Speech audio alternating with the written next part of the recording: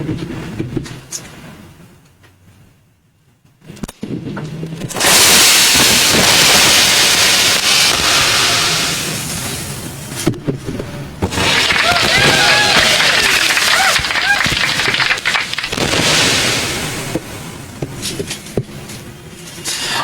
so magandang gabi sa lahat ng nakikinig at sumusubaybay ng ating programang Media Patrol. Nandito naman po tayo at magkakasama-sama sa loob ng isang oras.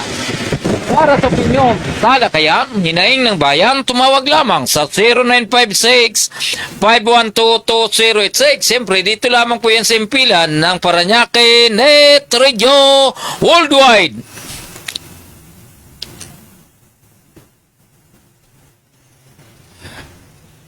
Luzon, Visayas at Mindanao. Ito po ang inyong lingkod, Gaspar Latam, na nagsasabing sa umagas, tanghali, maging sa gabi, tayo magkakasama-sama dito po sa ating programang Media Patrol. Ngayon po ay Martes, March 10, 2026. At dito po sa Metro Manila, bagamat sinalubong tayo kagabi nung pag-arangkada ng presyo ng diesel, gasolina at iba pang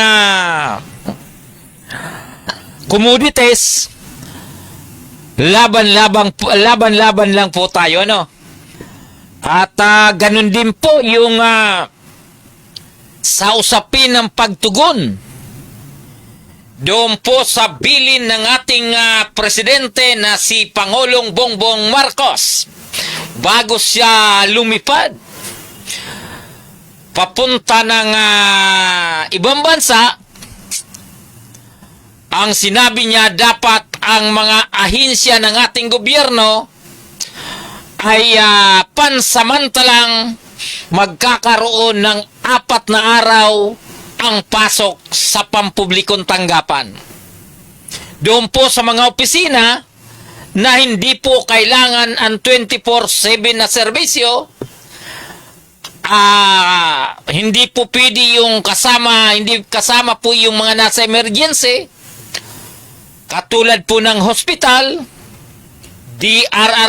DRRMO, yung po mga tanggapan na nagbabantay sa mga pampublikong paaralan at mga pampublikong establishmento, siyempre hindi po sila kasama doon. At ito po ang sinasabing, bagamat malayo ang labanan diyan sa Middle East sa pagitan po ng Iran, Israel, at ito pong nag-aalimbuyog na ito pong Amerika naman. At ang problema po roon sa kasalukuyan, ang ating pong mga kababayan na apektadong digmaan diyan po sa Middle East, katulad po diyan sa Saudi Arabia, Kuwait,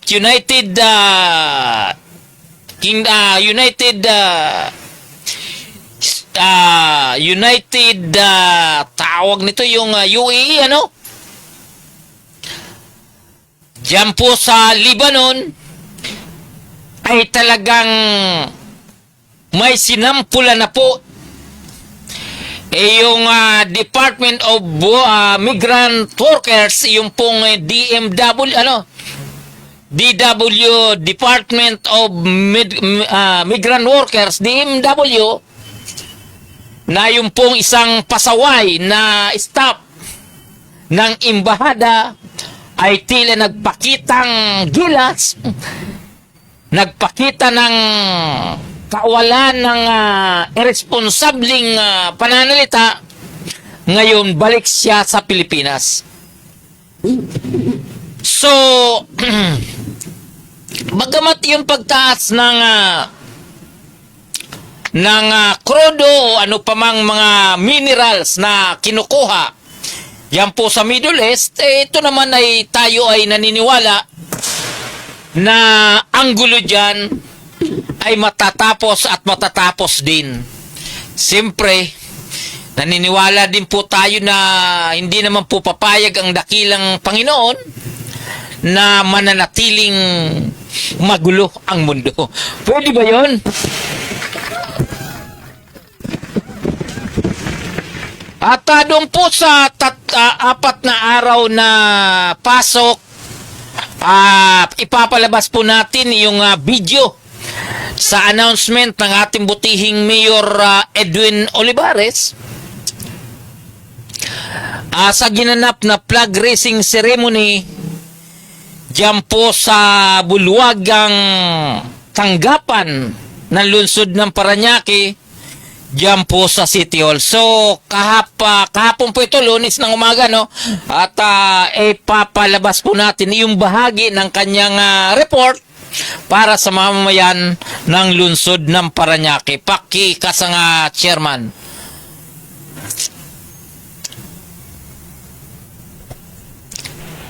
Is uncontrollable ng ating bansang Pilipinas. Pero we have to manage. Kailan alam po natin ang ating gagawin. At alam naman po natin, kapag po merong gera sa Middle East, ang naapektuhan, yung supply ng langis, yung supply ng oil, yung energy po natin is affected. Not only the city, but all over the Republic of the Philippines at sa buong mundo. Kaya nga po, nung po ating disaster council ay po ay gumawa ng isang resolution. Isang resolution, nung po Thursday, pinirmahan ng ating pong lahat ng ating disaster council na magkaroon po tayo ng austerity. Ng austerity, paggamit po ng kuryente, magtitipid hanggang po sa barangay level, hanggang sa bawat isang pamilya dito sa ating Luzon ng Parañaque. At tama-tama, nung po tayo nagpasa ng resolution in the city of Parañaque, on the next day, nagpalabas po ng memorandum circular ng Malacanang. No less than our President signed a memorandum circular na lahat po ng mga LGUs, lahat ng ating mga facilities ay magbigay ng austerity measures sa lahat po ng opisina all over the city at all over the Republic of the Philippines. At in-announce rin po doon, doon po sa ating pong memorandum circular na natanggap sa Malacanang na yung pong 4-day work all over the Republic of the Philippines sa lahat po ng government offices. Kaya nga po, timely po, ipinasa po natin na resolution ng ating disaster council a day before, bago po ilabas ang memorandum circular. Kaya naglabas rin po tayo ng memorandum communication sa lahat po ng opisina starting this week. Ang pasok po ng ating pong mga kawani ng ating Luzon ng Parañaque ay magiging 4 days po ang pasok. Monday, Tuesday, Wednesday, and Thursday. At ang Friday is work at home. Friday is work at home. Yung mga hindi po natin natapos na tungkulin dito po sa ating opisina, hindi po natin po yan at kung kailangan mag-online po tayo para sa trabaho, bibigdulan sa araw po ng Friday.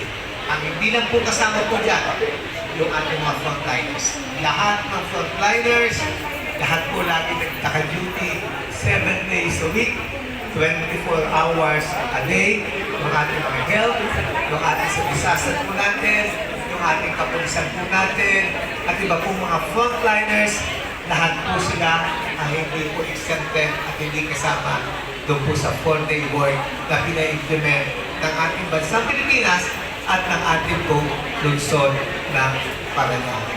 Kaya po, kailangan lang po, kaya nga po, ito po darating na araw, mga darating na linggo, expected na tataas po yung ating bilihin, tataas po langis, tataas po diesel, tataas po oil, pati energy, at alam naman po natin, pag tumaas yung source of energy, magkakaroon po ito ng domino effect pati po sa ating mga bilihin na bawat kapagkainan na bawat isang Pilipino. So we have to control ito po pagkayanan na ito at higit sa lahat, we pray.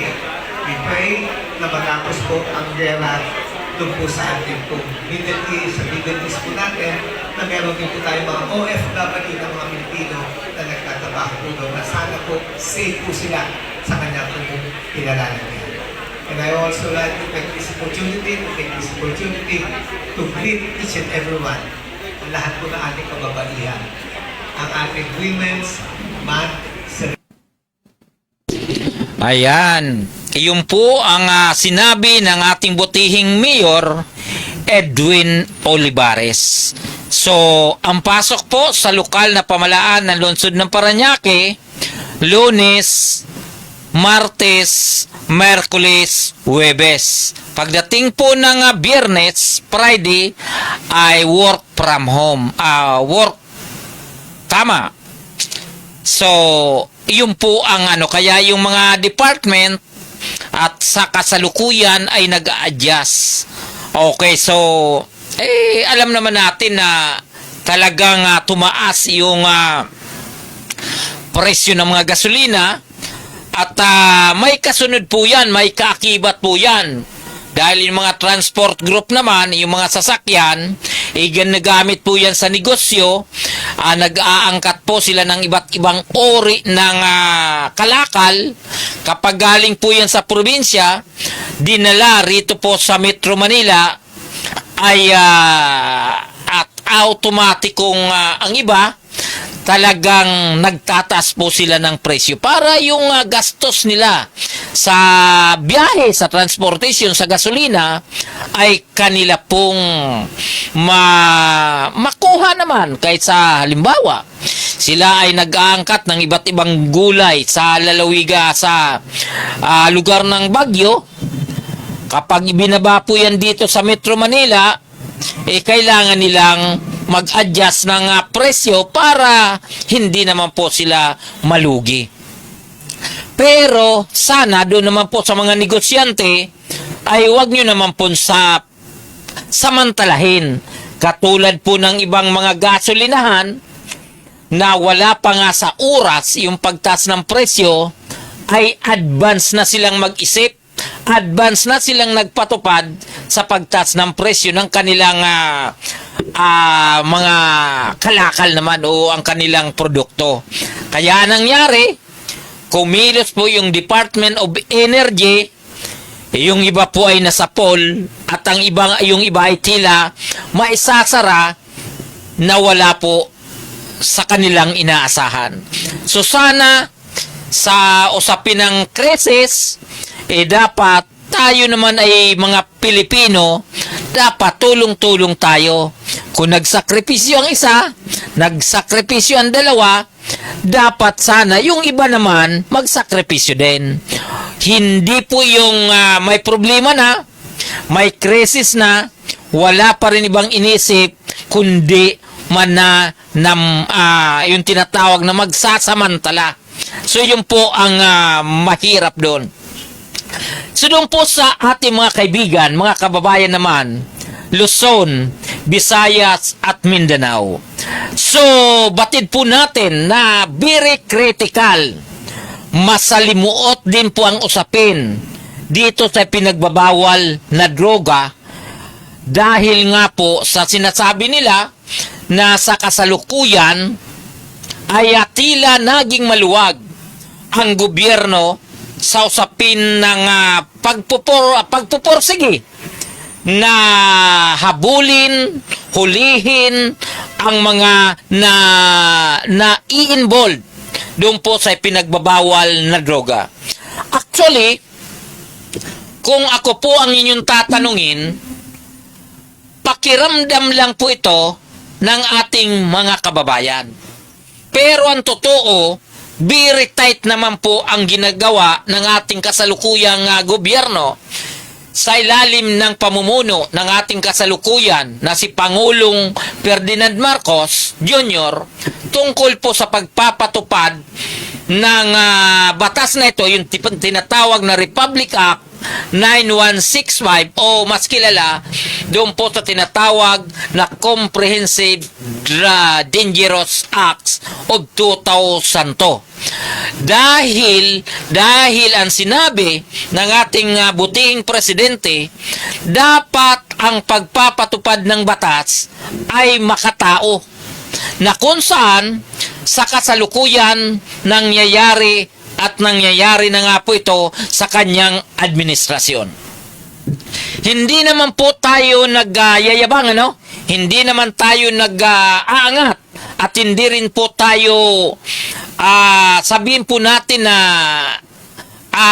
yung pong to be proud tungkol po sa nagiging takbo ngayon sa usapin ng pagpupursige tungkol po sa pagpapatupad ng nabanggit na batas.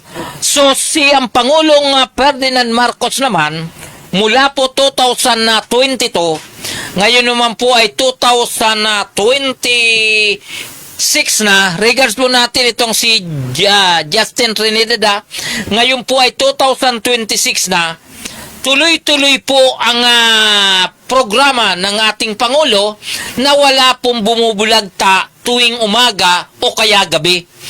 In short, yung pong pamamaraan ng ating kasalukuyang gobyerno tungkol po sa pagpupursige na masawata ang iligal na droga ay talaga pong makikita natin na tuloy-tuloy talaga hanggang sa kasalukuyan.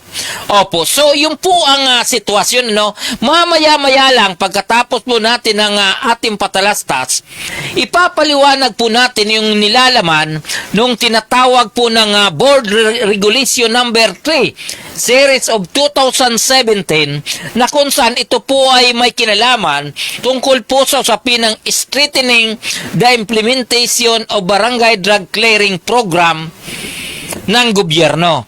So ito pong kalahati po nito ay natalakay ko na po noong nakaraan. So ito po ay pagpapatuloy na lamang para maging malinaw po tayo, dahil doon po sa ating ibang mga kababayan ay tila hindi po talaga alam kung ano po ba mga proseso o dinadaanan kung paano nagiging drug cleared ang isang barangay.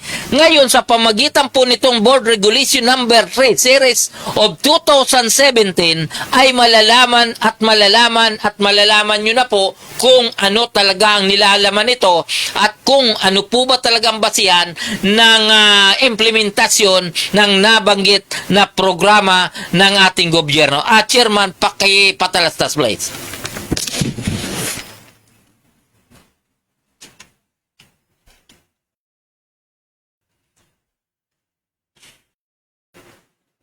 Kami ang kasama mo, hatid ay saya't kwento sa bawat panin ng mundo. Kasama si Gaspar Latam, tagapagbalitang tapat, laging nasa ere, serbisyo ay sapat. Oh, Paranaque, Net Radio Worldwide, boses ng bayan, boses ng mundo. At kasama si Gaspar Latam, laging handang magatid ng totoo sa himpapawid. Boses ay malinaw, balita't musika sa puso'y dumadlaw. Mula sa bayan ng Paranaque hanggang sa dulo ng mundo, dalay pag-asa at ngiti. O Paranaque Net Radio, kami ang kasama mo. Hatid ay saya't kwento sa bawat panig ng mundo. Kasama si Gaspar Latam, tagapagbalitang tapat, laging nasa ere, serbisyo ay sapat. Kwento ng masa, boses ng bawat isa, makulay na buhay dito ay nagsasama. Walang hadlang, oras o distansya, basta't neto'y bukas, abot namin ang lahat. O Paranaque Net Radio, kami ang kasama mo. Hatid ay saya't kwento sa bawat panig ng mundo.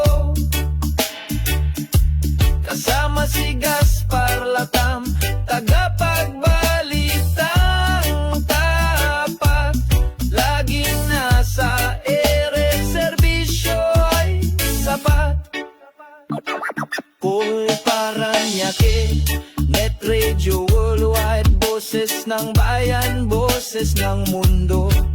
Pagkasama si Gaspar Latam, laging handang maghatid ng totoo.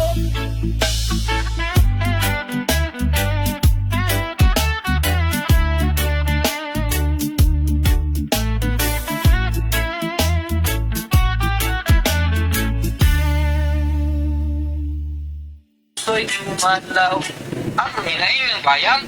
Sigat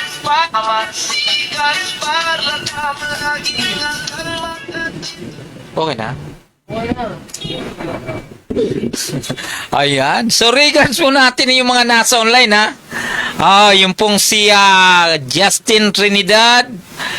Ito pong si Miss kay Kiano Oliver ay tila ngayon lang po nagparamdam, at saka itong si Janet Pascua Latam, aba, miss you much. Aba, talagang itong si Janet may mismatch pa si Miss kay Kiano Oliver. Regards ko po kayo, at naalala ko yung nabanggit niya na may kaibigan o pinsan siyang lawyer sa Public Attorney's Office. Parang na-encounter ko na, So, kasing ganda rin, magaganda talaga pag mga Kiano, Okay, so tuloy-tuloy na po tayo sa ating pag-uusapan ngayon. Tayo po ay makakapokus ngayon doon po sa ito pong DDB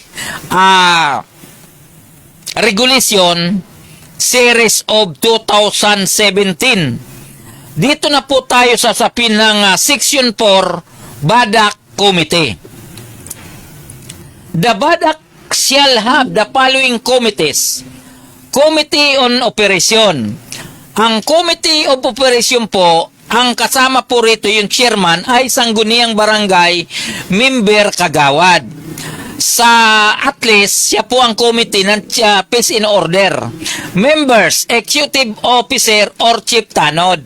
Pagkatapos yung pong tinatawag na barang BADAC auxiliary team, at least ideally 25 members per 2,000 members population. So kapag yun nga nabanggit natin na kapag malaki ang barangay, so medyo maraming team po ito dahil 25 members per 2,000. Okay, tuloy-tuloy na po tayo.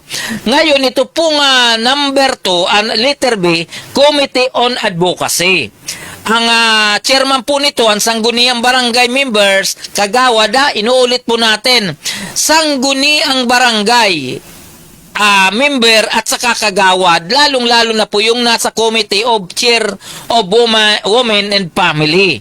Pagkatapos, ang mga member naman ay sangguniang chairman, school principal, representative of non-government organization, civil society. Pagkatapos, yung tinatawag na representative of a faith-based organization, ugnayan ng barangay at mga simbahan or obas. So kung makikita po natin, ang komposisyon po nito, yung nasa pagitan po ng Committee of Operation at saka po ay yung Committee of Advocacy, ay napakalaki o napakahalagang component para po sa galaw doon po sa community sa ilalim po ng Barangay Anti-Drug Abuse Council o BADAC. Okay, so tuloy-tuloy na po tayo. Section 5, Organization of BADAC Auxiliary Team or BAT. BADAC and local government unit shall create a BADAC auxiliary team or BAT which shall be composed of 25 members in every 2,000 population of the barangay representing streets, poroks, subdivision or sitios. All members of the BAT should be residents of the barangay with good repute, most for probity and integrity.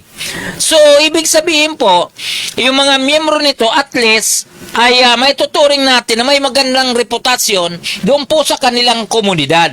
So, hindi po basta-basta pwedeng kumuha na magiging miyembro ng BAT kung ito naman po ay talagang may tuturing natin na pasaway po doon sa komunidad.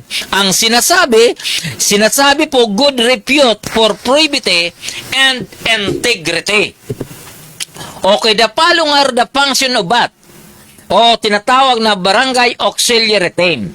Identify and report to the BADAC drug-dependent cases and or suspected possessors illegal drug laboratories in her area or his area. Assist in the conduct of information campaign against illegal drugs and its negative consequences. Help facilitate in the preparation and distribution of information materials and collaboration with the school, neighborhood association at iba pa. Yung po ay function po nung batano. Number 4, initiate the conduct of neighborhood activities, prevent drug addiction in his area of operation, especially among children and youth. So, napaka-importante po ito doon po sa komunidad, lalong-lalo na po sa kabataan, maging doon po sa mga anak. Napaka-importante po ito. Ngayon, gusto po natin malaman na yung pong mga nangyayari kaganapan sa komunidad, ang kailangan po talagang dapat unang magporsige po nito, yung miyembro ng pamilya. Okay, so number 4, the BADAC Auxiliary Team may elect their team, coordinators, assistant coordinators, and other officers to make the team for functional and effective. The barangay chairman shall report their expanded BADAC or BADAC Auxiliary Team and individual members to Kamada, Kapi, Parnes, DILG, City Municipal Field or Office. So, yun po ang sinasabi na ang barangay chairman daw, dapat ito po ay magre-report sa city or sa MADAC at ganun din po Kapi, Parnes, and DILG Field Office. Yun po ang sinasabi. So, tuloy-tuloy na po tayo sa section na 6. Conduct of Barangay Drug Clearing Operation. The clearing operation of drug-affected barangays shall be conducted in three phases, namely, pre-operation phase, pangalawa operation phase, and pangatlo po is tinatawag na post-operation phase. Yun po ang nilalaman. So, letter A, pre-operation phase. The activities to be undertaken under this stage shall commence with laying the groundwork and basis for effective and sustainable clearing operation against drug-affected barangays. So, ito po ang sinasabi doon po sa pre-operation. Activation of BADAC Auxiliary Team and its barangay and definition in the location of responsibilities for barangay drug clearing activities supported by local PNP unit. Opo. So, number 2, capability enhancements of all stakeholders and barangay clearing operation through the conduct of basic drug prevention and control seminars. Giving emphasizes to collection and analysis of drug-related information and giving prevention education, local PNP unit supported by the local government health officer, local government social welfare officer, DepEd representative, CHED representative, and sangguniang chairman. Ito po yung sinasabi sa number 2.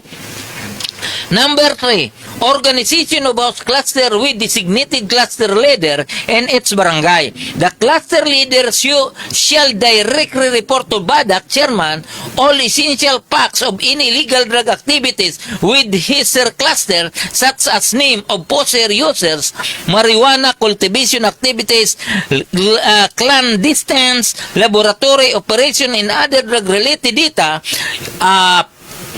or in the local unit supported by local government social welfare officer, local government health officer, and BADAC. So, yung po ang sinasabi. So, regards po natin yung mga nasa online sinasabi nga po na dito po sa usapin ng implementation nito, yung pong mga barangay auxiliary team ay talaga naman sila po ang pagkakatiwalaan tayo talaga ng ating barangay na sila po ang magmumonitor doon po sa kanilang area of responsibility. Ngayon, kapag nagkaroon na po sila ng na monitor na po nila yung galawan doon po sa loob ng kanilang EOR, sila naman po ay susuporta ng barangay, ng local at saka yung local PNP unit with the DSWD or DSWDD or yung pong City Health Office at iba pang departamento ng lokal na pamahalaan para maging maayos yung pong implementation ng BADAC. Number 4, ito po. Submission by the BADAC Chairman of Consolidated Information Report to CADAC-MADAC and local police unit concerned for the formulation and validation of whatlist of drug personalities in every barangay sa kanila pong BADAC Chairman supported by local PNP. So yun po ang sinasabi na ngayon po kasi sa totoo lang ang galawan hindi po masyado nakukuha kung paano talaga dahil karamihan doon po sa kanilang area of responsibility doon po sa komunidad sa iskinita o kaya po sa sityo nangyayari kulang po ang nagaganap na reporting nung mga nasa area mismo, yung sabihin natin, yung private individual, yung po mga magkakapit-bahayan, kapag may nagaganap na hindi po maganda, may nagaganap na kalakaran sa ipinagbabawal na droga, may mga poser, may user, ay hindi po sila nakikialam. Hinihintay pa po nila ang galaw ng mga nasa gobyerno katulad po ng PNP, PDEA o yung sa barangay level. So medyo na pa sabihin po natin na hindi masyado po napupukusan ang sitwasyon po doon sa komunidad. Okay, so tuloy-tuloy na po tayo. Determination of priority drug effective barangays taking into consideration the number of drug users, possessors, and the gravity of drug problem in the area for the conduct of illegal drug operation and advocacy, preventive education seminar supported by the local PNP, BADAC, local government health officer, local government social welfare, and DepEd representative, and SK. So, inuulit lang po ito na kailangan, yung pong mga nabanggit natin ng mga ahensya, yung po ay dapat magtulong-tulong. Number 6, enactment of city or municipal ordinances creating administrative board so here in act of compliance regarding public nuisance pursuant to the section 52 article 7 of Republic Act 9165 or local sanggunian and establish of rehabilitation referral this in every barangay to endorse drug dependence to the duly authorized representative of the dangerous drug board pursuant to article 8 of Republic Act 9165 and pertinent issuance of the board OPR local government health officer and ito pong government social welfare and coordination in the treatment and rehabilitation center or TRC administrator. So actually, ito po ay nangyayari naman. Mayroon na po tayo nito. Tuloy-tuloy naman po itong isinasagawa. Pero sabihin po natin, yung participation doon po sa komunidad, yung po nga ang tila kulang. So kapag kulang yung tulong o partisipasyon o pakikipagtulungan ng mga tao mismo sa komunidad, kahit mula po sa PDEA, PNP, mga tanod ng barangay, actually, hindi naman po talaga ito kakayanin.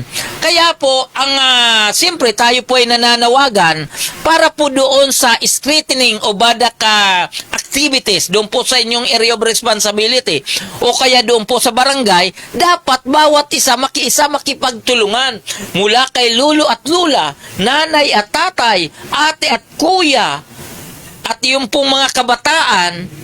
Kung tayo po ay magkaisa at magtulungan, palagay ko, yung pinoproblema natin sa ipinagbabawal na droga sa ating komunidad ay may pagkakataon pa para magkatotoo na talagang ang ating barangay ay wala na pong activities sa ipinagbabawal na droga. Kasi karamihan po sa iba, nagtatanong, paano naging drug cleared ang isang barangay kung mayroon naman nagaganap na transaksyon, mayroon pong gumagamit, may nagtutulak. Oo, di ba? Yun po ang tinatanong po nila. So, sabi ko nga po sa inyo na ang mga residente naman is flowing. Ibig sabihin, gumagalaw yan, flowing, moving, or ano pa man.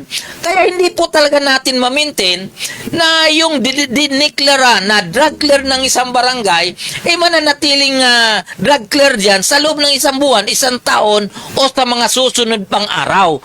Kasi nga, ang ating mga kababayan ay talagang hindi naman po fix yan na as is yan na sabihin natin kung 100 lang ang nasa barangay, manatiling 100. Hindi po ganon. So, minsan may mga umaalis, minsan may mga pumapasok, minsan may nalululong sa ibang uri ng bisyo. Pagdating sa dulo niyan, napunta na po sa paggagamit ng illegal na droga. So, yun po ang lilinawin natin. Okay, so tuloy-tuloy na po tayo. Nandito na po tayo sa Section 7. Classification of barangays. The following classification of barangays shall be observed in determining the priority areas for clearing operation. Ayan, so kailangan kung ang isang barangay, 'di ba, may affected areas, dapat doon po tayo pumukos. Halimbawa, ang isang sitio de la Cruz, sitio San Juan, sitio ganito ganire, dapat doon po tayo pumukos, doon sa may existing na activities, ang mga pinagbabawal na droga. Kasi kung ang atin namang barangay malaki, pagkatapos may mga activities po tayo, instead na nakapokus tayo doon sa lugar na may mga activities ng ipinagbabawal na droga, pagkatapos doon tayo pupokus sa kabila na wala naman gumagamit o hindi naman magulo, ay sayang. Sayang yung proyekto, sayang yung activities, at sayang yung effort, at sayang din po yung pundo ng taong bayan na inilaan para sa programa na yan. So, lilinawin po natin na dapat masunod po yung tinatawag na classification sa mga barangay kung saan mayroong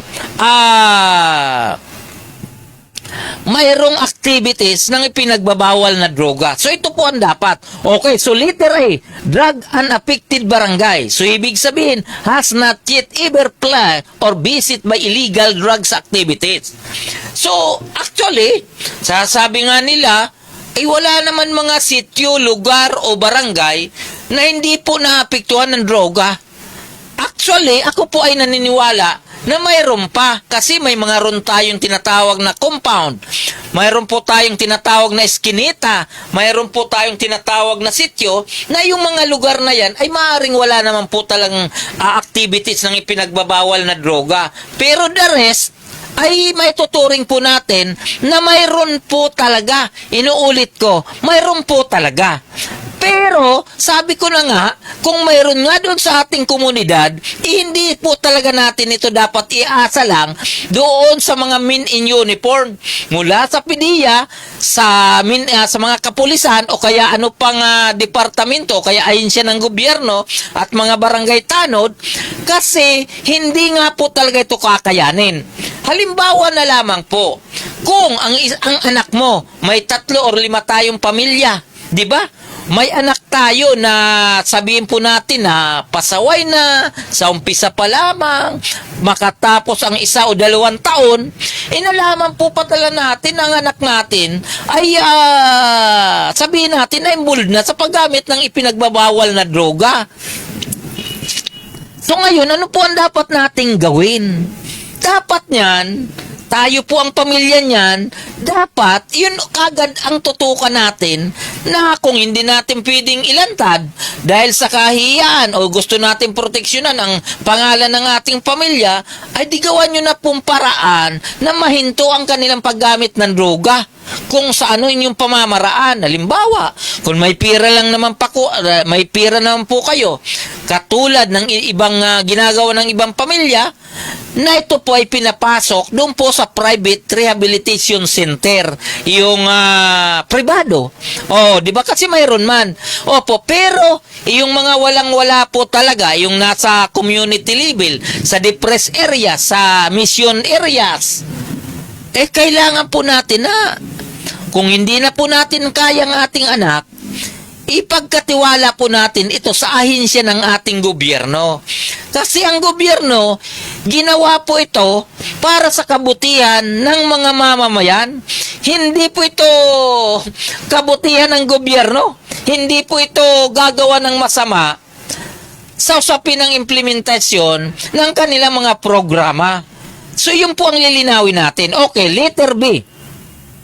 Drug affected barangay. Iyon na po itong sinasabi natin na affected has reported presence of drug user, poser, manufacturer, marijuana cultivator, or other drug personality, drug den, marijuana plantation, clandestine drug laboratory and facilities related to production of illegal drugs.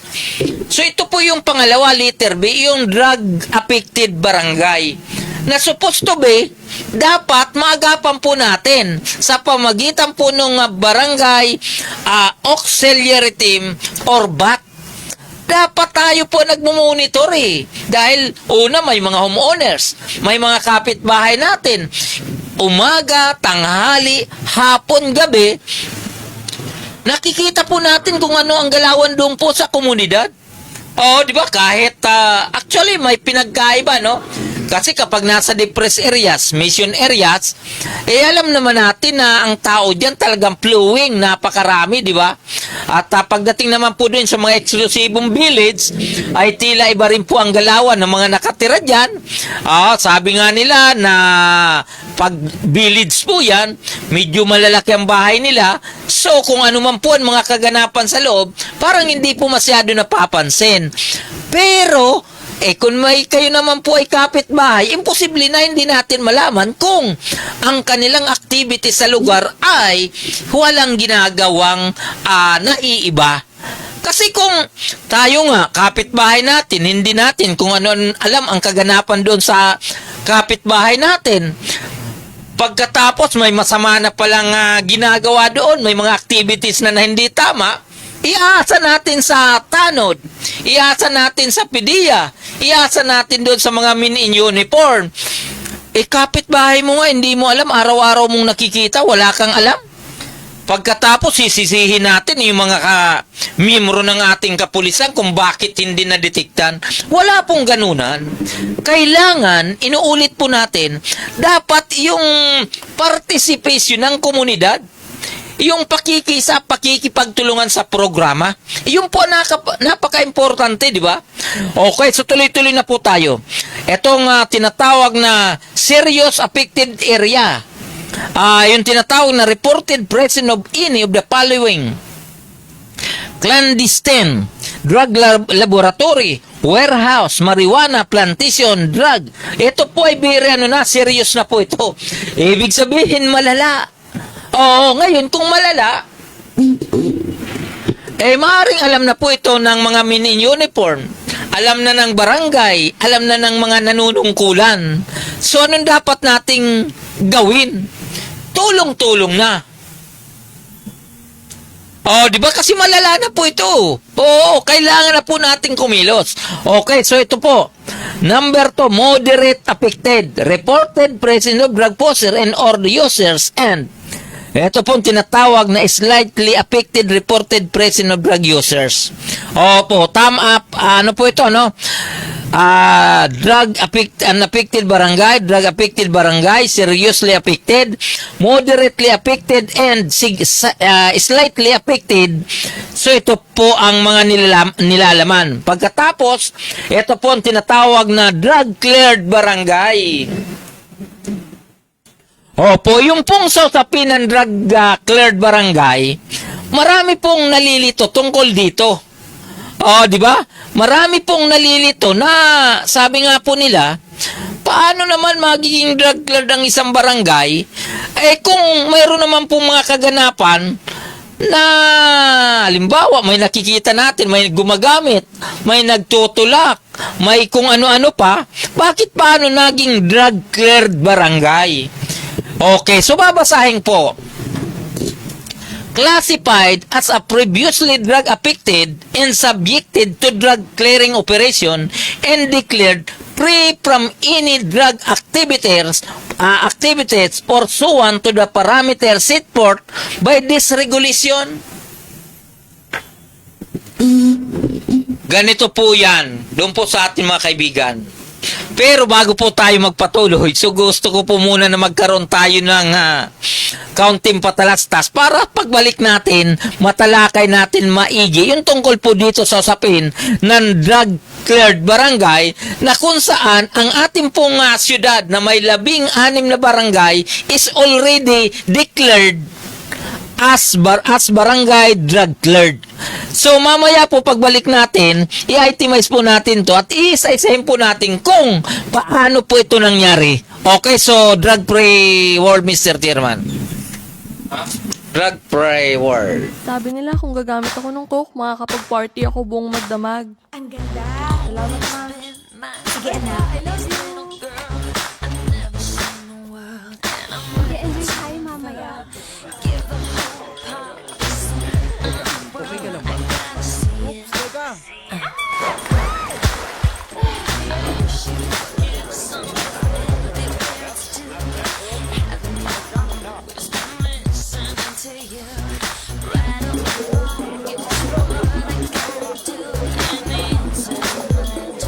Sige na, girl. Bilis. Buksan mo na to. Ayoko.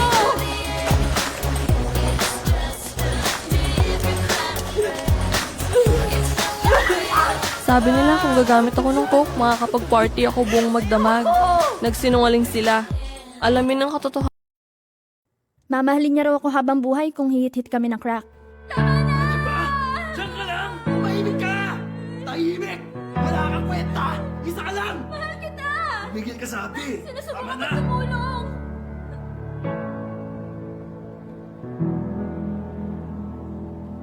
Nasaan ang pera? Oo, ito na. Bakit mo siya tinatanong? Ha? Tignan natin. Sige. Sikwenta. Pulis to! Sumuko na kayo! Meron kami warrant! Sumuko na kayo! Clear! Clear! Sumuko ka na! Itaas ang mga kamay at tumarap sa pader!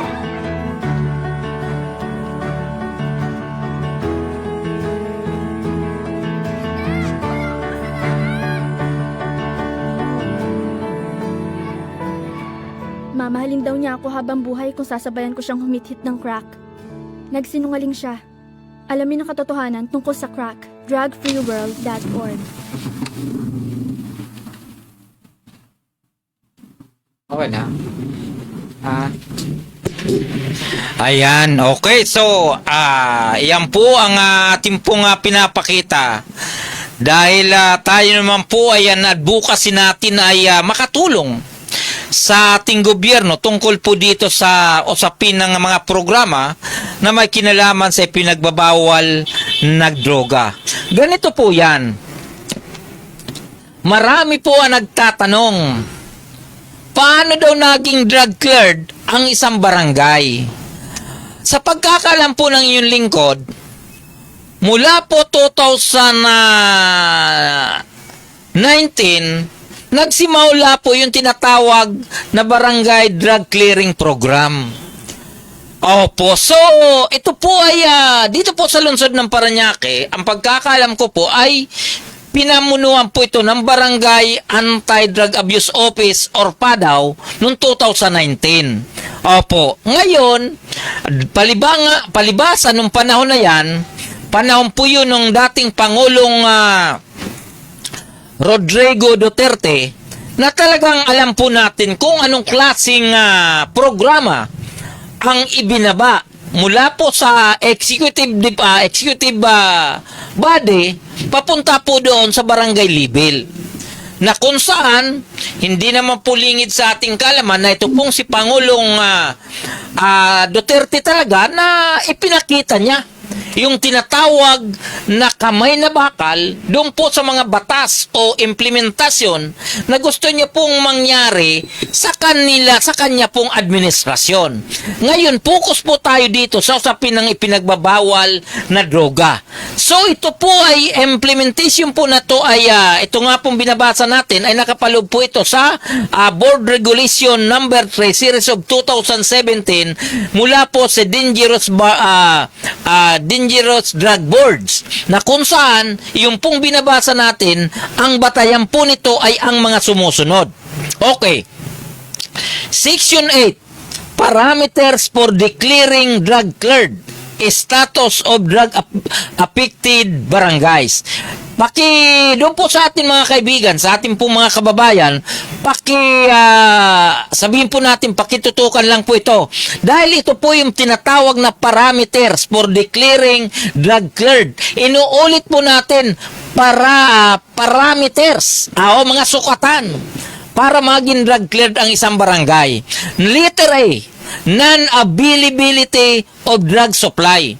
Ibig sabihin, ng drug supply, yung pong supply doon po sa komunidad o kaya sa barangay. Dapat hanggat maaari, wala. Pangalawa, letter B, absence of drug transshipment or activity. So, ibig sabihin, wala pong drug transmit or transshipment. Wala pong bagsakan ng droga o sabihin po natin na ito ang pinagmumulan ng ating barangay. Ay, dito pala nagmumula ang droga o kaya may binabagsak na droga. Letter C, absence of clandestine drug laboratory. Dapat ang ating barangay ay walang drug laboratory. So, kasi kapag may drug laboratory po ang ating barangay, hindi po talaga yan makakapasok o hindi po papasa sa usapin ng drug clearing program ng barangay. Letter D, absence of conditions of drug warehouse. Ayan, doon po sa tinatawag na drug warehouse, dapat wala rin pong imbakan. O kasi kapag may warehouse, pagkatapos doon iimbak, halimbawa, galing sa ibang lugar, galing sa ibang bansa, dyan ibabagsak, pagkatapos yung po ang pinaka-warehouse, pagkatapos yung mga sindikato ng droga, kukuha doon para i-distribute sa iba't ibang lugar, dapat wala po niyan sa barangay. So lilinawin po natin. Okay. Letter E, absence of clandestine chemical warehouse. Ayan. So, bakit sinasabing chemical warehouse? Ngayon, yung po kasing shabu o iba pang uri ng ipinagbabawal na droga, karamihan po kasi niyan is chemical. Okay, so, bago maging droga yan, ay mula po yan sa chemical, di ba? Opo, yung chemical. Ngayon, kapag yung warehouse natin, may warehouse po pala doon, ginagawan imbakan ng mga chemical. Kasi sasabihin, iyan ay gagamitin sa paggawa ng asido, gagamitin sa paggawa ng baterya, gagamitin sa paggawa ng gamot or ano paman ori ng industrial use or chemical. So dapat wala pong ganon. Kasi actually wala po akong alam sa ori ng chemical, pero ang sinasabi nga po na itong mga karamihan sa illegal na droga ay gawa po sa chemical. Unlike doon po sa marijuana, ang pagkakalam po natin, ito po ay tinatanim. But the rest, karamihan po rito ay talagang gawa po sa laboratory. So dapat wala po yan doon sa ating barangay. Kasi kapag nandun po yan sa ating barangay, hindi po tayo magiging barangay drug cleared. Malinaw naman po yan.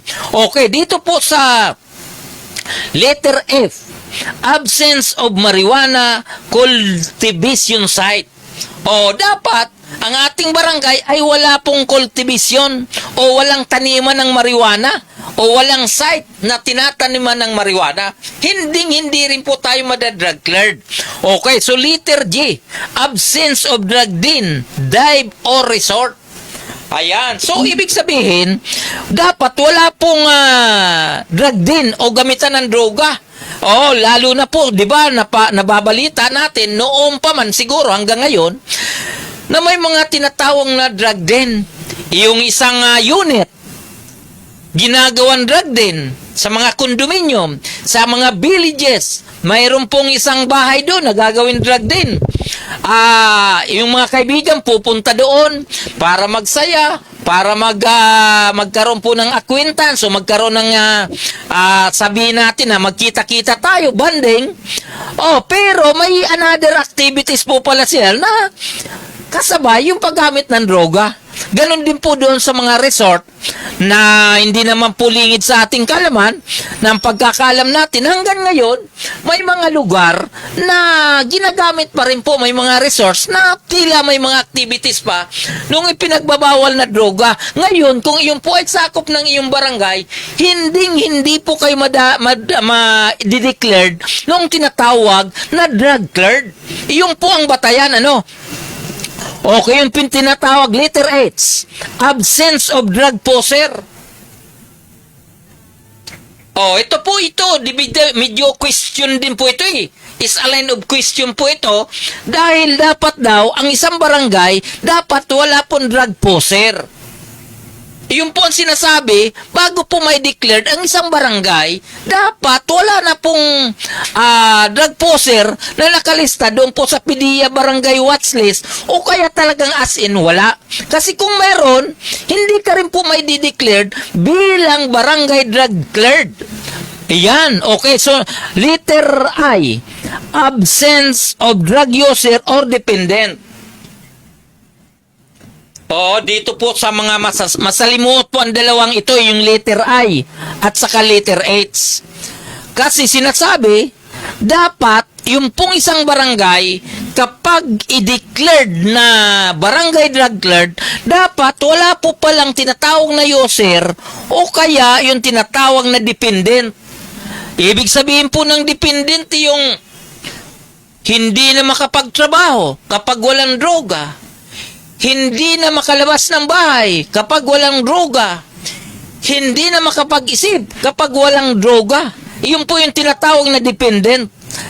At ito naman to pong tinatawag na drug user. Ay itong drug user, parang kaya niya pang gumalaw kahit walang droga, pero gumagamit siya. So sinasabi na kapag ito po pala ay mayroon sa barangay, ay hindi po pala pwedeng i-drug cleared ang barangay. Hindi po pwedeng iproklama na drug cleared. Ngayon, magtatanong kayo, paano nangyari yan? Paano na i-declared ang barangay ng Parañaque na alam naman natin ay may droga? Di ba?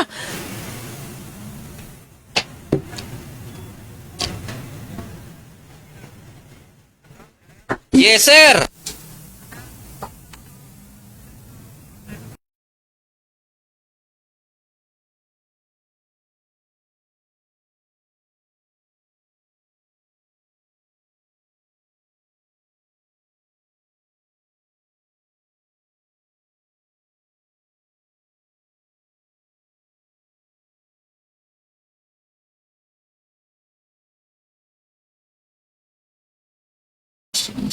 So pagpasensyahan nyo na po at bagaman po tayo ay nasa programa, yung pong tumawag, hindi po natin pwedeng hindi sagutin Pasensya na po kayo. Okay, so dito po tayo sa absence of drug user at dependent. Di ba? Ito po yung yung po itong tila hindi po masyado na unawaan ng ating mga kabarangay o kaya ng ating sa komunidad. Kasi nga po, hindi natin alam kung ano po yung mga parameters.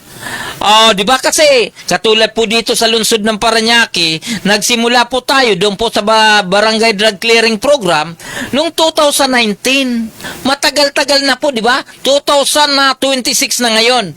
So tuloy-tuloy po tayo. Letter G, absence of protector, codler, and financier. Dapat wala pong protector. Di ba? So, yung salitang protector, hindi naman po lingid sa ating kaalaman na open po ito. Salitang protector. Di ba?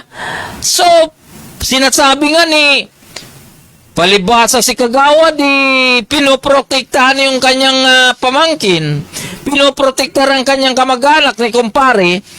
ay protector po yun. Pangalawa, yung tinatawag na coddler. Yung coddler, yung nag-aalaga ng mga drug poser, na drug user. Oo, di ba? Dapat wala po niyan. At lalong-lalo na po, doon po sa usapin ng pinanser. Oh, 'di ba? Kasi yung pong usapin ng pinanser, marami nagsasabi na ito daw po ay hanap buhay. Ngayon, kapag yung isang tao may pera, lalabas yan ng 50,000, ininegosyo niya, may isang runner, poser o ano pa man, pauutangin niya, gagamitin sa negosyo, at yung kanyang pera, pagbalik, ay tiba-tiba. Pinanser po yan. Pero, gusto ko pong ipaalam sa inyo na palibasa pinanser, user o poser na hindi po ganun. Ang pagkakalam po ng inyong lingkod, kapag may pinanser, never po yan gumamit ng ipinagbabawal na droga. Hindi po siya kapag sabihin mo drug test, mag-positive. Hindi po. Kasi ang kanya po ay negosyo lang, hanap buhay. Oo. Okay, kaya lang may pagkainotel, ano? Eh, may pera ka lang naman, ininegosyo pa doon po sa illegal. Oh, so yun po ang ibig sabihin, dapat wala rin po ito sa loob ng inyong barangay. Ang inyong pong lingkod kasi medyo gala, may nabalitaan nga po tayo na opisyal ng barangay.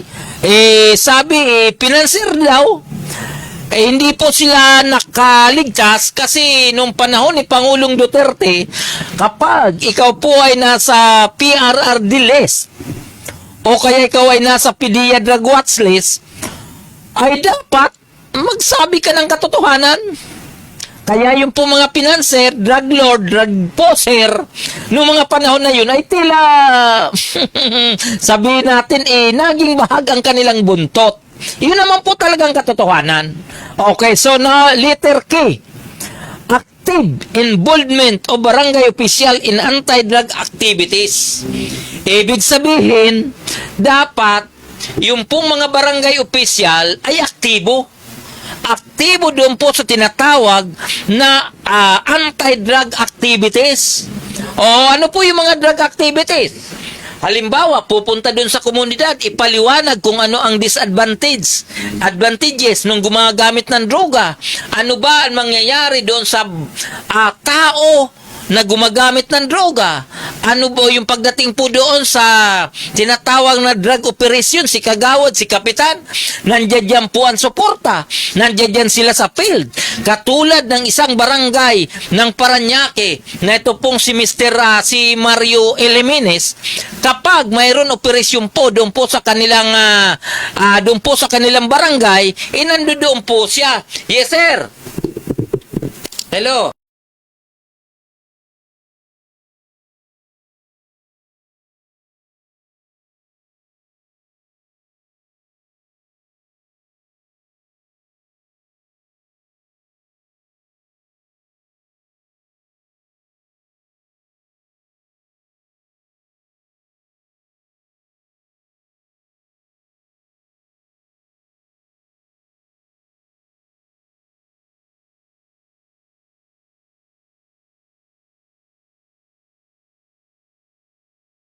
Na naman, oh. So, ganito po yan, ha.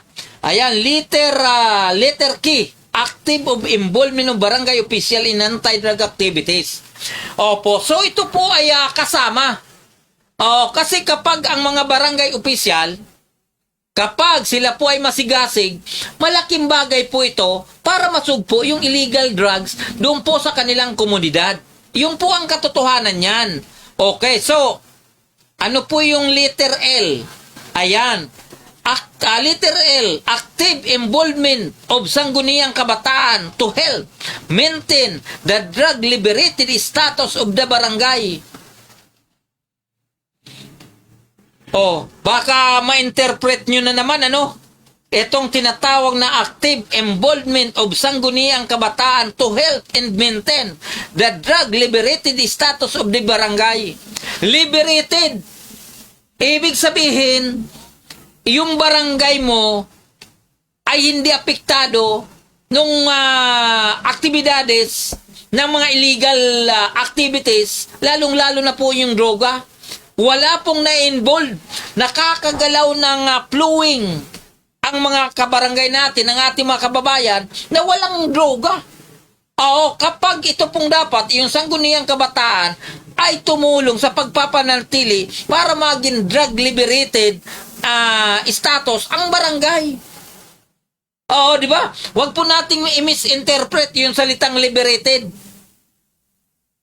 Ibig sabihin po noon, ang isang barangay ay wala pong droga. Ito na po ay karugtong ng tinatawag na barangay drug cleared. Ito wag po natin i-misinterpret yung pong salitang liberated na sasabihin nyo naman, ay libre pala ang droga sa komunidad, sa barangay na yan. Hindi po ganun wag po natin baguhin kung ano ang interpretation na nakapaloob dito po sa parameters ng declaring drug cleared. Huwag po natin baguhin kasi may nakita sila, drug free, drug cleared. Sasabihin libre pala ang droga dyan sa barangay. Hindi po ganon. Huwag po natin baguhin kasi fake news niyan, wrong interpretation. Okay? So yun po ang lilinawin natin letter M. Existence of drug awareness, preventive education and information, and other related programs. Ito po yung katulad ng ginagawa natin. Existence. Dapat, doon po sa barangay, may mga tinatawag na drug awareness. Di ba? Yung sabihin natin sa drug awareness, may Zumba. Zumba, laban sa droga. Zumba, para sa komunidad. Pagkatapos, may panran. Ayaw namin sa droga. Halimbawa, yung tinatawag na preventive education, pupunta po doon sa mga school, pupunta po doon sa mga basketball court, kakausapin yung mga kabataan, yung mga nanay at tatay na ganito-ganito, magkaroon po tayo ng tinatawag na preventive education para sa pinagbabawal na droga. Malaman kung paano makakaiwas sa pinagbabawal na droga. Malaman din ng mga magulang kung ang kanilang anak ay naliligaw na sa pinagbabawal na droga. Dapat magkaroon ng ganon at yung pong tinatawag na information and dissemination sa mga barangay. Opo, katulad sa atin. Opo, bakit ang inyo pong lingkod ay iniisa-isang pinagtsatsagaan para ipaliwanag ito? Dahil ako po ay naniniwala sa pamagitan po ng impormasyon, na tamang impormasyon, ang ating mga kababayan, ang ating mga nanonood, hanggat maaari, may batayan kung ano ba talaga ang kanyang status o ano ba talaga ang kalakaran doon po sa kanilang lugar. Ang pinag-uusapan po natin, ito po ay sa Section 8 ng Dangerous Board Resolution number 3. Ito po ay ang tinatawag na parameters for declaring drug cleared. So mabigat po ito Ito po mga binanggit natin. Last, yung pong tinatawag na existence of voluntary and compulsory drug treatment and rehabilitation processing desk. So ibig sabihin, dapat may existing voluntary and compulsory drug treatment and rehabilitation. Sa pagdating mo sa barangay, mayroon na pong halimbawa, yung ating kabarangay, may gusto na pong magbago, nangangailangan ng tulong ng gobyerno, pupunta po sa barangay, sasabihin na ako po ay lumalapit sa inyo para humingi ng tulong, para ako po ay magbago, magkaroon ng pagbagong buhay. Pero ako po ay gumagamit ng pinagbabawal na droga, dapat mayroon po kaagad-agad doon sa barangay na pupuntahan ng isang tao, lalong-lalo na po yung tinatawag na rehabilitation processing desk. Opo, kasi kapag ikaw ay isang involved sa pinagbabawal na droga, user ka man o poser, matindi po, may mga proseso yan na dapat pagdaanan. Hindi po kasi kagad-agad na ako po ay lumalapit sa inyo, ako po ay i-rehab nyo na. Hindi po ganun ang proseso. Kasi may proseso po yan kapag halimbawa ako involved sa pinagbabawal na droga, gusto ko pong magbago, lalapit po ako sa mga government agencies para ako po ay makalibre. Dahil wala naman po akong pera, magsisimula po tayo sa barangay level kung tayo po ay lalapit sa pampublikong tanggapan. Mula po sa barangay level, pupunta po sa city or MADAC or municipal level o kaya city level, at yung pong mga requirements po niyan, hindi po madali na iporsige. Opo, so yung po mga nasa online regards po natin, hindi po madali kasi lalo na kung ikaw po ay papasok doon sa tinatawag na Treatment and Rehabilitation Center, kailangan mo po ng court order. Galing po sa korte. Magpipetisyon ka, ipipetisyon ka na ako po ay kusang sumasang-ayon na ipasok sa rehabilitation center. Hindi ka po basta ipapasok kung wala ka pong court order. Oo, kaya hindi po madali. So lilinawin po natin. Hindi madali na ipasok ka sa rehabilitation center. May mga requirements po yan na ipapasok. Ngayon, ito po ay tutulungan ka ng barangay, tutulungan ka ng city, o ano pa mga public government agency para may pasok ka doon ng libre.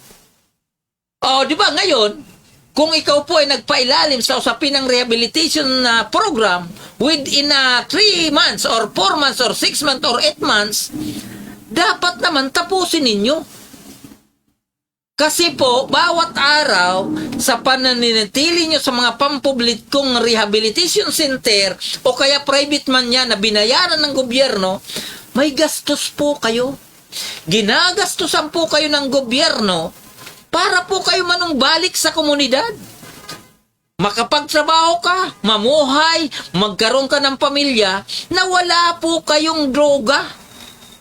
Dahil mas masarap na ikaw po ay mamuhay na walang droga sa ating katawan, walang droga sa ating isipan. Napakasarap yan. Pero ang problema ganito, may mga ipinapasok sa rehabilitation center na minsan 3 buwan pa lang inilalabas na, napuputol ang programa, minsan 4 na buwan inilalabas na, napuputol ang programa. Pagkatapos ng nilabas, palibasa nga po, balik siya dun sa komunidad, nakita siya ng mga kaibigan niya na gumagamit din, muling bumalik ang mama. Di ba? Muling bumalik. Nang bumalik sa pinagbabawal na droga, problema na naman nung pamilya, problema ng magulang, problema ng barangay, problema ng lokal na pamalaan, pero kaninong kapalpakan? Di ba? Di ba? Ang una natin sabihin natin, nasisisihin talaga natin yung gumagamit. Yung katawan ng gumagamit. Pero bilang isang gobyerno, bilang magulang, hindi na natin siya sisisihin dahil siya nga po ay biktima na ng ipinagbabawal na droga. Kapag ang isang tao ay biktima ng ipinagbabawal na droga, siya po ay user na, talamak na, o kaya naging poser pa. Pagkatapos itinakwil ng pamilya, itinakwil ng anak, itinakwil ng asawa o ano pa man, saan mapupunta ang isang person with use or drugs or PWODs? Siyempre, lalo na po yung maliligaw ng landas. Iyon po ang katotohanan niyan di ba? Kaya hanggat maaari, kung ang isang anak o yung miyembro ng pamilya, alam natin na may ibang ng gawaing illegal, dapat wag po tayo magpabaya. Dapat sa pamilya pa lang marisolba. Pero ang tanong, doon po sa ating karanasan, paano mariresolba yung ipinagbabawal na droga sa loob ng pamilya kung ang mga pasaway, yung miyembro ng pamilya? Nangyayari na po yan. Yung pong nanay, yung tatay poser, tinuruan yung asawa, naging poser. Palibasa nga po sila ay mainit na sa alagad ng batas, pati anak. ginawang poser. O, di ba? Katulad po noong nangyari dito sa lugar ng PI, sa lugar ng isang malaking terminal. Dito po sa lugar ng Tambo. Galing pa sa lugar ng Pampanga. Ang transaksyon naganap dito sa Parañaque from Pampanga to Parañaque. O, nag-ano pa po sila. At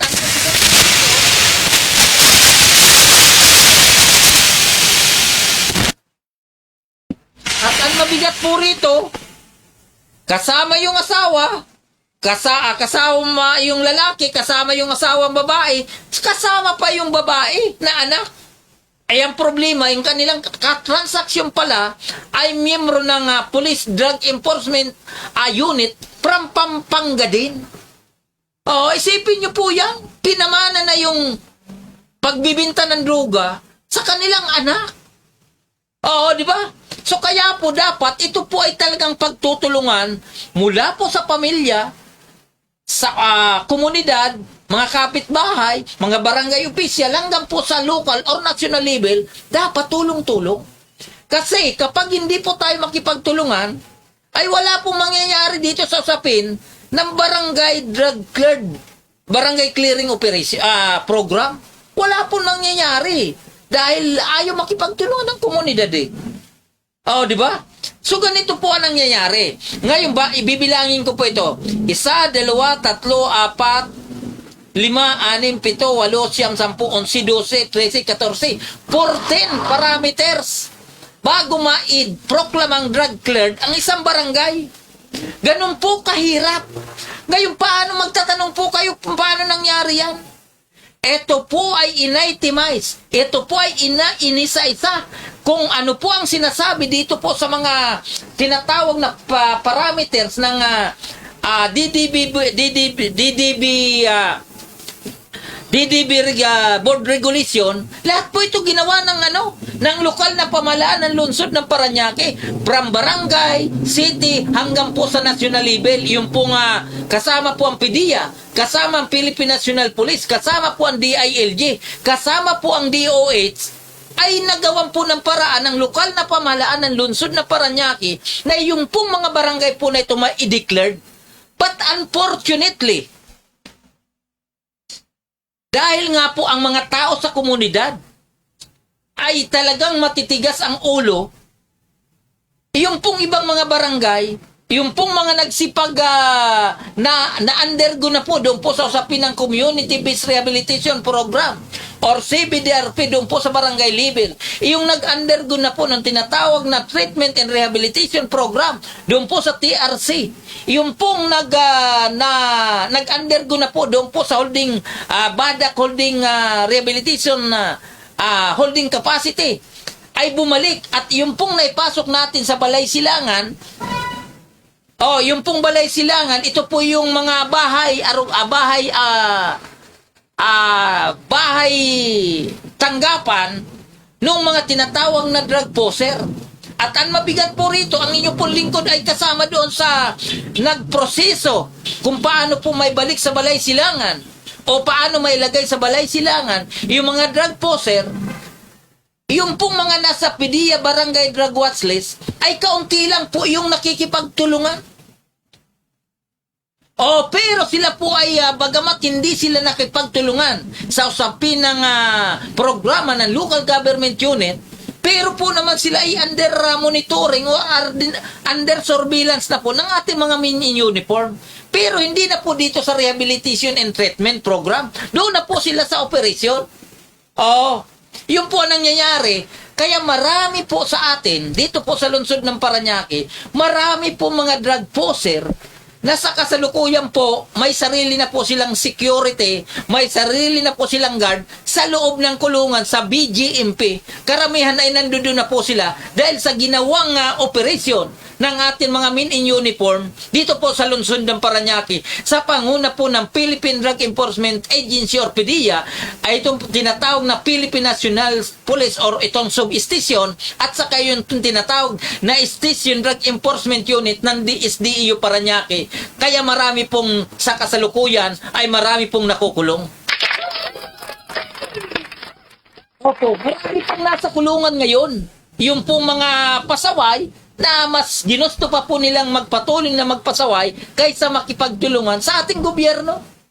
Malungkot nga lang pong isipin, dahil sa dahil sa pagpuporsige, pagsusumikap ng Barangay Badak, ng Barangay Anti-Drug Abuse Council, pagsusumikap ng Parañaque Anti-Drug Abuse Office, pagsusumikap ng City Government, ng Local Government Unit of the City of Parañaque, pagsusumikap ng Department of Interior Local Government Unit, pagsusumikap ng Philippine Drug Enforcement Agency, pagsusumikap ng DSWD or MSWDD, pagsusumikap ng PNP, pagsusumikap ng DOH, pagsusumikap ng DDB, yung pong mga pabigat sa komunidad, yung pong mga tuloy na nagtatangkilik ng ipinagbabawal na droga, sa kasalukuyan, pinoproblema po ng ating men in uniform, ng ating gobyerno. Na supposed to be, dapat walang ganon. Oo, di ba? So, mabigat ang nagiging takbo eh. Alam niyo po, nung dati si Police Nimrod Balhimino, nang siya po ay magpaliwanag tungkol po dito sa pagsusumikap ng ating gobyerno, mga programa tungkol sa illegal na droga, programa tungkol po doon sa mga pasaway, doon po sa mga radical, so yung po mga bayulente, malaki po ang epekto nito mula po doon sa suspect, mula po doon sa mga drug poser. Malaki po ang epekto nito sa ekonomiya ng ating bansa, ganun din po doon sa status ng kanilang sariling pamilya. Kasi kapag ang isang tao na involved sa pinagbabawal na droga, ito po ay pahirap sa pamilya. Mabigat at mabigat at mabigat. Nagiging pasanin ng pamilya. O, di ba? Ngayon, halimbawa na lang, ang isang bata ay yung isang anak. Sabihin po natin na involved sa pinagbabawal na droga, una, kapag ito po ay walang trabaho, hirap sa buhay, ang unang tatamaan po nito, yung ating mga kagamitan sa bahay. Una, manghihingi ng pera. Pangalawa, mangungutang. Kapag wala nang mautangan, yung mga gamit sa bahay, cellphone, plansa, electric fan, o ano man pong pwedeng ibenta sa loob ng bahay o sa loob ng tahanan, na ibibenta po ito. Dahil para matustusan ng kanilang bisyo. Kasi yung pong negative effects o negative side effect ng gumagamit ng droga, mabigat po ito. Dahil una, kapag ikaw ay sululong na sa bisyo, hindi ka na makakapagtrabaho ng matino. Ngayon, kapag hindi ka nakapagtrabaho ng matino, anong mangyayari sa'yo? Saan ka kukuha ng gastusin mo araw-araw? Oo, di ba? So, hindi po maiiwasan na gumawang masama ang involved sa pinagbabawal na droga. Iyon po ang nangyayari niyan. Tanggapin natin ang katotohanan. Ganun po talaga. Halimbawa na lamang po, yung isang adik, nagnakaw. Pagkatapos, halimbawa lang, nagnakaw na huli, ikukulong. O, di ba? Problema na ng pamilya. Dahil kapag ayaw mo makulong yung anak, magpapiyansa ka. Kung hindi ka naman magpiyansa, ibrinawin din, dadalaw ka doon para hatiran ng pagkain, hatiran ng kung ano man pwede mong itulong sa iyong anak o kaya iyong kapamilya mo. O, di ba? Nangyayari po yan. Kaya, yung tinatawag na domino effect ng isang tao na lumalabag sa batas, yung miyembro ng pamilya, yung komunidad, yung barangay, at saka yung gobyerno, kasing ang daming dinadaanan na nagiging pahirap dahil po doon sa mga taong hindi marunong kung anong ipinagbabawal, ay hindi marunong silang sumunod sa ipinagbabawal ng batas. Lalong-lalo na po itong ipinagbabawal na droga. Ano bang mapapala mo rito? Di ba? Sasabihin, kaya po ako'y nalulung kasi wala akong hanap buhay. Tama po ba yung katwiran na yan? Wala raw po siyang hanap buhay kaya siya po ay gumagamit ng droga. Oo, di di ba? Ngayon, ang tanong, paano ka nakakagamit ng droga? Ang mahal-mahal nga yan eh. Parang mas mahal pa sa ginto pagkatapos gumagamit ka ng droga, gumagamit ka ng marijuana o iba't ibang uri ng ipinagbabawal na droga. Oo, di ba? Kaya hindi po tugma sa katotohanan eh. Oo, kaya ito pong ating tinatalakay, actually, ito po yung parameters kung paano na idideklara ang isang barangay bilang tinatawag na drug clerk. Mula po doon, inuulit natin, yung sakripisyo ng Barangay Anti-Drug Abuse Council, yung sakripisyo ng Parañaque Anti-Drug Abuse Council and OPES, yung sakripisyo ng Local Government Unit of Parañaque, yung sakripisyo ng DOH, yung sakripisyo ng Department of Social Welfare and Development, kasi kaya involved yung Department of Social Welfare and Development, kasi may tinatawag po yan ng aftercare program, na kung saan yung po mga na-involved sa pinagbabawal na droga, para sila po ay makabalik sa komunidad, binibigyan po yan ng mga hanap buhay, binibigyan po ng ayuda. Pagkatapos, sila po ay muling bumabalik sa pinagbabawal na droga. Kaya po tayo nagkakandaluko-luko at nagkakandawindang-windang pa. Oh, di ba? Maraming agency, national and local agencies ang involved para matawag ang isang barangay na tinatawag na barangay drug clerk o kaya barangay drug free. Ganun po katindi ang bigat po nito. Ang inyo pong lingkod ay kasama sa usapin ng tinatawag na barangay drug clearing program. Yung proseso po nito, katakot-takot. Mahirap ang proseso nito. Sa pag-aayos pa lang po ng mga dokumento, sa pag-aayos ng mga taong nasa PDEA Drug Watch List, yung pag-aayos noong tinatawag na barangay, yung tinatawag na auxiliary team, yung komposisyon noon, napakabigat. Pagdating pa sa deliberation, paulit-ulit na deliberation. Kasi kapag yung mga dokumentong iprenisenta nyo sa mga agencies na mag-approve para doon sa application ng tinatawag na barangay drug clerk, napakahirap po eh. Dumadaan sa butas ng karayom. Ganun po ang ginagawa ng mga person involved dito po sa usapin ng barangay drug clearing program. Napakahirap. Ngayon, yung iba, sasabihin, sinong binubulan nyo? Barangay namin, drug clerk. Eh may nakita nga po ako nag-aabutan doon sa aming sa lugar. May nakita ka pala, ang tanong, ano ang iyong ginawa? May tinulong ka ba doon sa tao, yung gumagamit? May tinulong ka ba sa barangay para malaman na yung pala'y gumagamit? Sasabihin, wala, bakit? Kasi natatakot ako, baka ako ay buweltahan. Kita nyo na yan? Oo, yung hindi ka ano-ano nagsusumika para makuha yung isang tao na maipasok sa rehabilitation, pero yung miyembro ng pamilya, yung kapitbahay ay hindi nakikialam. Ganon ang nagiging sitwasyon natin ngayon. Kaya tayo, hinihikayat ko na dapat tayo po ay magtulungan. Hindi po pwede na yung nasa komunidad, maging sa mayaman na lugar, naging sa villages, doon po sa mga eksklusibong villages, doon po sa mga eksklusibong kondominyo, o kaya doon po sa urban areas or mission areas, dapat tulong-tulong tayo. Hindi po pwede yung tutulong tayo kapag may ayuda. May announcement, may ayuda, may AKAP, may AYEX, may SAP o ano pang pwedeng tulong, doon tayo mabilis alas 4. Pero yung sa usapin ng yung participation natin para maayos ang ating barangay, ayaw natin pahalagahan. Mas gusto natin lagi ayuda. Samantalang tayo ay ayaw natin makipagtulungan sa gobyerno.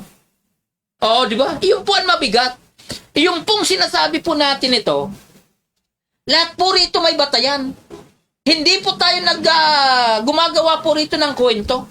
Ginagawa po natin ito dahil gusto natin ipaalam sa ating mga kababayan, sa ating mga kabarangay, na ito pong sa usapin ng ipinagbabawal na droga ay hindi po ito kaya ng mga men in uniform. Hindi po ito kaya ng mga kapitan. Hindi po ito kaya ng barangay level lang. Pagkos yung komunidad mismo makipagtulungan. Oh, di ba? Ayaw ko nang ulitin. Baka maiyak lang tayo. ayaw ko nang ulitin na banggitin pa yung pangyayari sa ating Pangulong Duterte. Ginawa niya po ang lahat para gawing ang Pilipinas ay maging kontrolado ang ipinagbabawal na droga. Bawat barangay gusto niya na maging drug cleared. Pero pagkatapos ng kanyang termino, noong 2022, kasi si Pangulong Duterte naging presidente noong 2016, nagtapos po siyang kanyang termino noong June 30, 2022, pero sa kasalukuyan ang naging award ng ating Pangulong Duterte, iyong madala po siya doon sa dahig, nadala na bit-bit sa kulungan sa ibang bansa dahil doon po sa mga programang kanyang ipinatupad. Masakit sa loob, pero iyon po ang naging kapalaran ng ating presidente, dating presidente ni si Pangulong Rodrigo Duterte. Dahil ang Pilipinas ay nasa demokratikong bansa, hanggat maaari ma-implement ang mga batas na walang nasasagasaan, iyon po ang sinasabi. Pero dahil nga po sa ginawa ng ating dating presidente, na hindi naman pulingit sa ating kaalaman na talagang gusto niyang massive implementation ng Republic Act 9165, iyon po ang napala. Pero ngayon sa kasalukuyang presidente ni sa Pangulong Bongbong Marcos, gusto niyang masawata ang ipinagbabawal na droga sa pamamagitan ng smooth at tuwid na pamamaraan sa ilalim pa rin po ng Republic Act 9165. Hanggat maaari, ayaw niya pong dumanak ang dugo, ayaw niya pong mawala ng buhay ang isang private individual o isang PWODs na ipinagbabawal na droga. Mas ginusto niya na yung mga ito ay agapan ng gobyerno, ipasok sa rehabilitation center, ipasok sa mga programa ng ating gobyerno sa makataong pamamaraan. Ganun. So, sana maunawaan po natin, maunawaan ng ating mga nanonood na ito po ay ginagawa po natin para sa massive information and dissemination tungkol po sa mga programa ng ating gobyerno, local man po yan o nasyonal, sa usapin ng ipinagbabawal na droga sa ilalim po ng Republic Act 9165 o mas kilala ng tinatawag na Comprehensive Dangerous Acts of 2002. Okay, doon po sa ating mga kaibigan, pagpasensyahan nyo na po at medyo naging mainit ang ating pong discussion tungkol dito dahil gusto po natin ipaliwanag ng husto na dapat tayo po ay makipagtulungan sa ating barangay, sa ating lokal na pamahalaan, maging sa national level, doon po sa usapin ng ipinagbabawal na droga sa ating komunidad.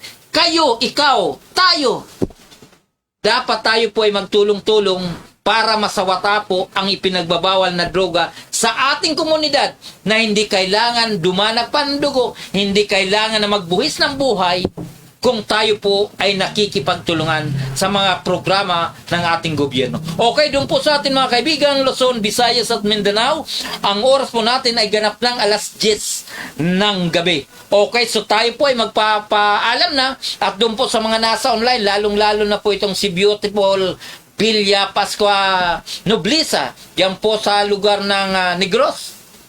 Aklan, regard ko po kayo at talaga naman na tayong pong ating kasama na ito pong si Jan Carlos Grao at iba pa, binabati ko po kayo ng magandang gabi at doon po sa ating mga kaibigan, Luzon, Visayas at Mindanao, ito po ang inyong lingkod at gusto ko pong ipalam na hindi pa po tayo tapos dito po sa programa natin na kung saan sa susunod ay tatalakayin din po natin yung pong Section 9 Establishment of Oversight Committee. Okay, doon po sa ating mga kaibigan, Luzon, Visayas at Mindanao, ito po ang inyong lingkod, Gaspar Latam na nagsasabing sa umaga, sa tanghali, maging sa gabi, tayo magkakasama-sama dito po sa ating programang Media Patrol.